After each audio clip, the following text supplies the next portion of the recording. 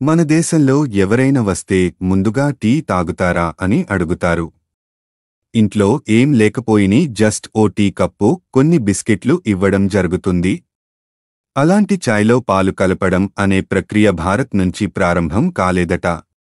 మన వరకు వచ్చేటప్పటికీ బ్రిటిష్ వాళ్ళు టీ తోటలు పెంచేంతవరకు మనకు చాయ్ గురించి తెలియనే తెలియదు.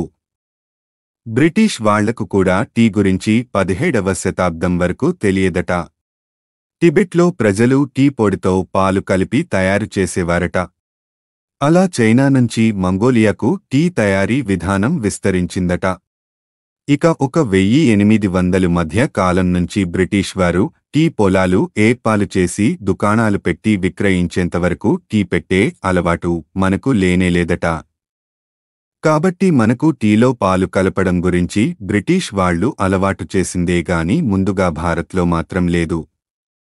పశ్చిమ ఐరోపాలో పర్యటించేటప్పుడు సుదీర్ఘ సముద్ర ప్రయాణాలు ఉండేవి. ఆ టైంలో కాస్త నకీల టీల బెడద ఎక్కువగా ఉండేది. దీంతో టీని ఆసక్తికరంగా రుచిగా ఉండేలా తయారు చేసే విధానాలపై దృష్టి పెట్టారు అప్పటి ప్రజలు.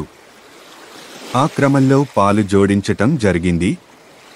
సాధారణ టీ డికాషన్ చేదుగా ఉండటంతో పాలు జోడించి మరింత రుచిగా తాగేలా చేయడమా ప్రారంభించారు. అలానే మరో కారణం కూడా ఉంది. అదేంటంటే యూరోపియన్ పింగాణి పాత్రలు చాలా సున్నితమైనవి, ఖరీదైనవి. దీంతో వేడివేడి టీ పోయగానే అవి పగలిపోయేవి. కప్పులు పగలకుండా లేదా పగళ్లు రాకుండా ఉండేలా చల్లటి పాలు పోసి ఆ తర్వాత వేడివేడి టీ డికాషన్ పోసేవారట. అలా పాలతో టీ సర్వ్ చేయడం ప్రారంభమైందట. టిబెటియన్లు పోషకాహారాన్ని పెంచేందుకు ఈ టీ తయారీకి పాలు జోడించారట. అలాగే బ్రిటన్ పారిశ్రామిక విప్లవం సమయంలో శ్రామిక తరగతి ప్రజలు టీలో పాటు జోడించేవారట. వారు దానిని బిల్డర్స్ టీ అని పిలిచేవారట. సుదీర్ఘ పనిదినాల్లో టీ విరామంలా దీన్ని సేవించి తిరిగి నూతన ఉత్తేజంతో పనిచేసేవారట. టీలో ఉండే టానిన్లు కారణంగా చేదుగా ఉంటుంది. పాలుతో కాకుండా నేరుగా తాగితే నోరు పొడిబారినట్లు అవుతుంది. అదే ఇలా పాలతో తీసుకుంటే టానిన్ల ప్రభావాన్ని తగ్గించి చక్కటి రుచితో బాటు కాస్త నోరు తేమగా ఉండేలా చేస్తుంది. పాలు ఉపయోగించడంతో తక్షణమే ఒంట్లోకి శక్తి వచ్చి కాస్త బలంగా ఉన్న ఫీలింగ్ వస్తుంది. అప్పటినుంచి ఇలా పాలను టీ పొడితో జోడించి రుచిగా తయారు చేయడం ప్రారంభమైందట. అలాగే మరో కారణం కూడా చెబుతుంటారు కొందరు. టీని పాలతో తీసుకునే అలవాటు ఫ్రెంచ్ ఉన్నత వర్గానికి చెందిన వారి నుంచి మొదలైందని కొందరి వాదన.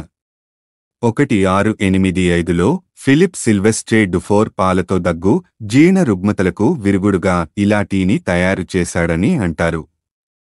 కలోనియల్ బోస్టన్లోకి దిగుమతి చేసుకున్న చైనీస్ బ్లాక్ టీలు తప్పనిసరిగా పాలతో బాగా రుచిగా ఉండేవి.